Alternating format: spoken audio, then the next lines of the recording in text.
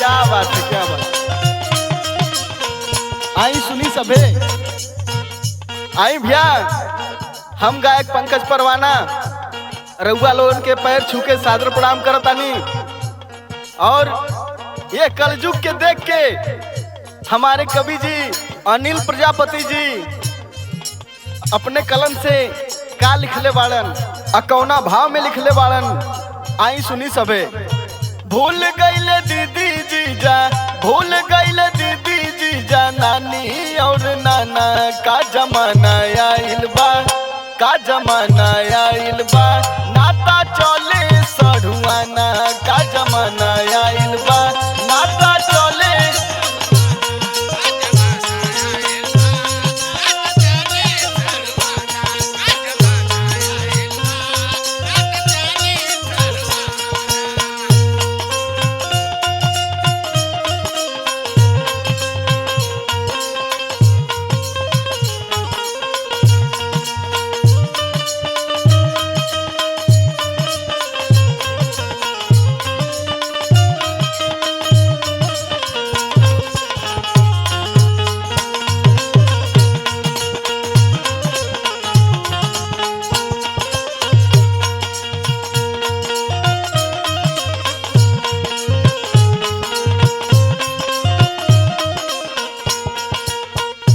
और भैया का लिखले हुमन कवि जी हमरे। शादी में पहले जाला साढ़ू के नेवता, ऐसे पूजल जाले जैसे पूजल जाले देवता।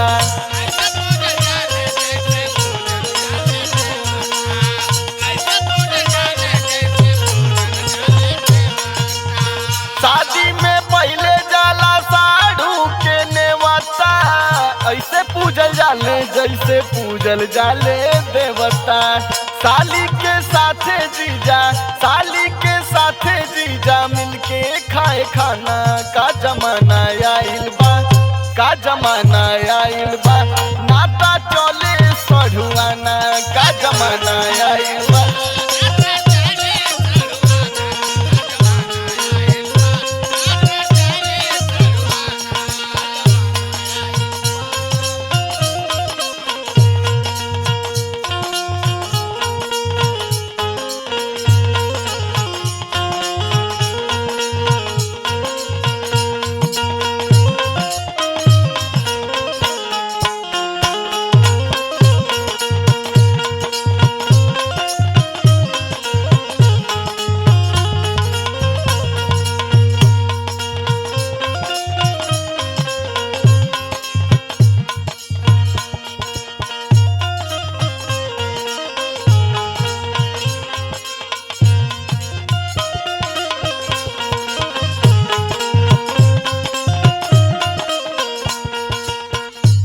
देखी भैया और का करता लोग। कबो नहीं ले ले मामा फूफा के हाल हो, साली के रोज रोज ले ले हाल चाल हो।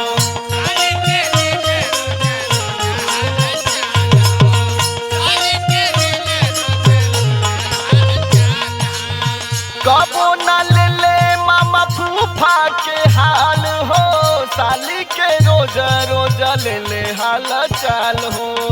साढ़ू घर जाए खातिर, साढ़ू घर जाए खातिर करे ले बहाना का जमाना आइल बा, का जमाना आइल बा, नाता चले सढ़ुआना का जमाना आइल बा, नाता चले सढ़ुआना।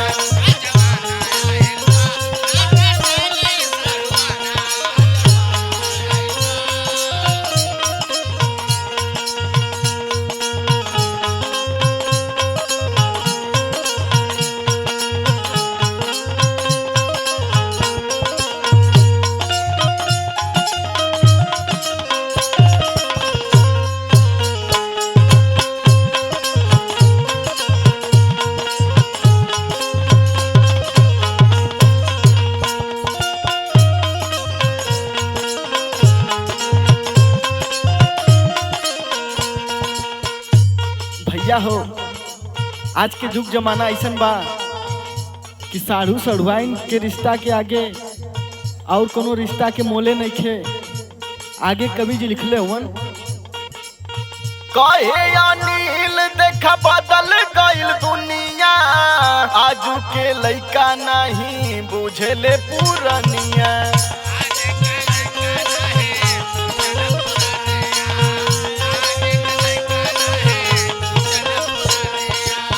कहे अनिल देखा बदल गइल दुनिया, आज के लइका नहीं बुझेले पुरनिया।